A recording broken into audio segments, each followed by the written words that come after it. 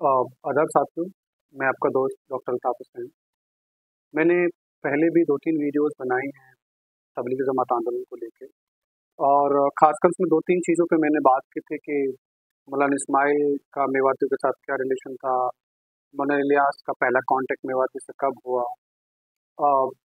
फिर मकतबात जो उन्होंने इंट्रोड्यूस किए मौलाना इलियास ने, उस पे भी मेरी बात पिछले वीडियोज़ में। आज मैं एक ऐसे इशू पे बात करना चाहता हूँ जो बहुत ज़रूरी है और सबको जानना भी बहुत ज़रूरी है। क्योंकि हमें जनरली ऐसा लगता है कि तबलीग जमात आंदोलन बहुत आसानी से फैल गया, बिना किसी चैलेंजेस के, बिना किसी रेसिस्टेंस के, कोई लोगों का विरोध नहीं हुआ, बहुत आसानी से स्मूथली तबलीग जमात आंदोलन जो है वो स्टार्ट। पर सच्चाई ये नहीं है। अ, सच्चाई बहुत अलग है, और ख़ासकर मैं उस कड़ी पे बात करना चाह रहा हूँ कि मेवात में जो पहली तबलीग जमात निकली, या आप ये कहें कि मेवात की पहली जमात जो निकली, उस कॉन्टेक्स्ट में मैं बात करना चाह रहा हूँ कि वो किन हालातों में निकली, किस तरह के चैलेंज थे, कौन-कौन लोग उसमें शामिल थे, और कौन-कौन से गाँव में और कौन-कौन से कस्बे में होती हुई वो तबलीगी जमात, जो पहली जमात 1926-27 के बाद गई, उस पे मैं बात करूँगा। लेकिन उससे पहले बहुत इम्पोर्टेंट बात ये कि जब 1925-26 के आसपास की बात है, मौलाना इलियास ने नूह में, जो उस वक्त गुड़गांव का हिस्सा हुआ करता था, वहाँ पर एक मीटिंग बुलाई। उस मीटिंग में उन्होंने तय किया कि अब हमें ज़रूरत है कि हम अपना जो मैसेज है, तबलीग का जो मैसेज है, अ,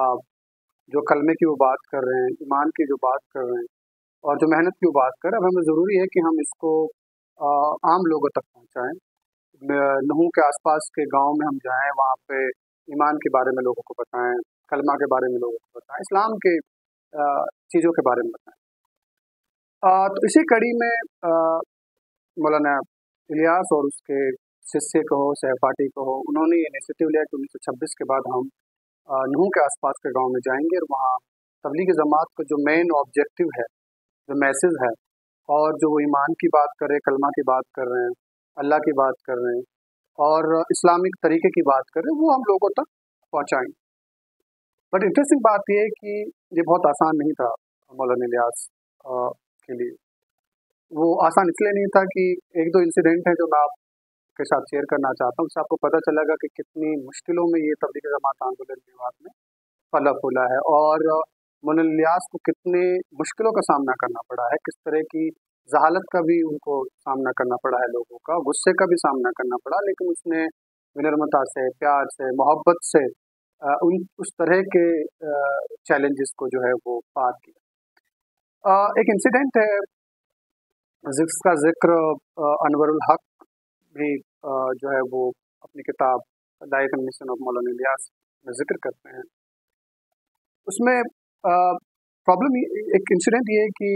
एक बार पास के गांव में मौलाना इलियास अपने दोस्तों के साथ उस गांव में जो है वो तबलीग के मैसेज को पहुंचाने के लिए गए, और अब होता है, ऑब्वियसली बात है, मौलाना थे, प्यार मोहब्बत में उन्होंने एक मेव के सर पे हाथ रख दिया, मोहब्बत में जैसे जनरली लोग करते हैं। जब उन्होंने ये हाथ रखा तो इससे जो उस वक्त मेव था वो बहुत गुस्सा हुआ और फूट फूट कर रोने लग गया, और कहने लगा कि आपकी हिम्मत कैसे हुई कि मेरे ऊपर आपने जो है अपना हाथ रख दिया। वो रोने लगा, गुस्से से चिल्ला रहा है कि मौलवी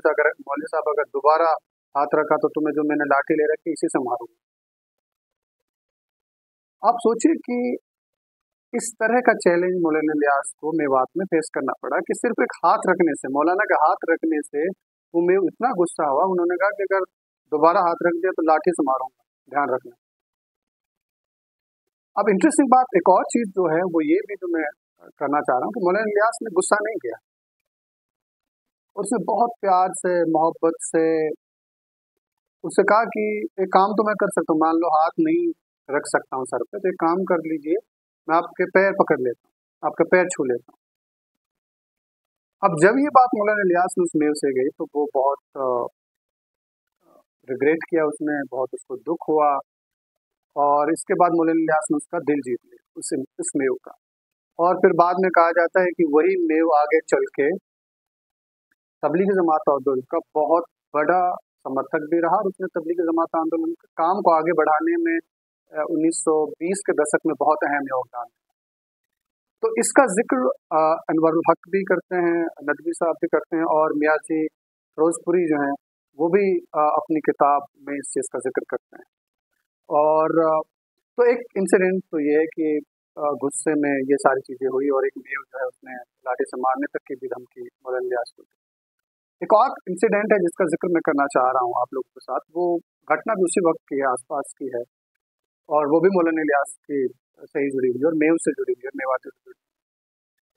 इंसिडेंट ये था कि मौलाना इलियास, मैंने पहले भी कहा कि उन्होंने तय किया था कि हम आसपास के गाँव में तबलीग के मैसेज को पहुँचाएंगे, ईमान की बात करेंगे, कलमा की बात करेंगे, और गश्त की तरह वो लोग वहाँ जाते थे। तो ऐसे ही मौलाना इलियास किसी एक मेव को समझा रहा था। अब वो इत्तेफाक नहीं रख रहे थे मौलाना इलियास साहब से, तो कहा जाता है कि उस मेव को इतना गुस्सा है कि उन्होंने मौलाना इलियास को थप्पड़ मार दिया, और इतनी तेज थप्पड़ मौलाना इलियास साहब को लगा था कि वो अ, जमीन पे गिर गए, और उसके बाद उसकी काफी देर तक सांस ना आई और वो उठ भी ना पाए। इसके बाद इंटरेस्टिंग बात ये कि जब ये सारी चीजें हो गई, मौलाना इलियास को होश आया, उनकी सांस दोबारा से आई, तो फिर उन्होंने उस मेव से कहा कि अच्छा तुमने अपना काम कर लियो, अब मेरी सुन, अब मेरी सुन, अब तुमने अपना काम कर लिया, मेरी सुन। ये बात सुन के कि मौलाना ने ना उनको गुस्सा किया, ना उनको गुस्सा दिखाया, बल्कि प्यार से कहा कि अच्छा तुमने अपना काम कर लिया जो तुम्हें करना था, अब जो मैं काम करना चाह रहा हूँ वो मुझे करना है। और फिर मौलाना इलियास साहब उसको इस्लाम के बारे में, कलमा के बारे में, नमाज के बारे में, ये सारी चीज़ें बताना स्टार्ट कर। और फिर वही मेव उसके पैरों में पड़ गया, माफ़ी मांगने लग गया, और फिर मौलाना इलियास उसको माफ़ भी कर। और फिर बाद में वो इंसान भी, वो मेव भी मौलाना इलियास से बहुत प्रभावित, और बाद में वो भी तबलीगी जमात आंदोलन का आगे बहुत बड़ा कार्यकर्ता के तौर पर उभरा। तो मैं ये बातें आपको इसलिए बता रहा हूँ कि किसी को अगर ये लगता हो कि तबलीगी जमात का काम बहुत आसानी से मेवात में फैला, तो ऐसा कम से कम 1920-30 के दशक में तो नहीं था। मौलाना इलियास को बहुत मुश्किलों का भी सामना करना पड़ा, थप्पड़ भी उनको खाने पड़े, उनको धमकी का भी सामना करना पड़ा, कई बार उनको ह्यूमिलेट भी किया लोगों ने, उनकी बातें लोग तैयार नहीं थे सुनने को, लेकिन उसके बावजूद उसने प्यार से, मोहब्बत से, कामनेस के साथ, विनम्रता के साथ काम लिया, और लोगों का दिल जीता। तो तबलीगी जमात आंदोलन का काम मेवात में कम से कम पहले हिस्से में, खासकर 1926 से लेकर 1930-40 तक, तबलीगी जमात का काम प्यार से फैला, मोहब्बत से फैला, विनम्रता से फैला, और जिस तरह से मौलाना इलियास ने लोगों को डील किया प्यार से, मोहब्बत से, मुश्किल हालातों में, उन सब की वजह से तबलीगी जमात आंदोलन मेवात में फैल सका, ओरिजिनेट हो सका, और फल फूल सका। अभी मैं एक और वीडियो बनाऊंगा, उसमें मैं पहली जमात जो मेवात में बनी तबलीगी जमात की, उस पर मैं विस्तार से बात करूंगा कि उसमें किन वो हालातों में बनी, कौन कौन लोग उसमें शामिल थे, और कैसे तबलीगी जमात जो है आगे इन्होंने काम किया। मेरे साथ जुड़ने के लिए आपका बहुत बहुत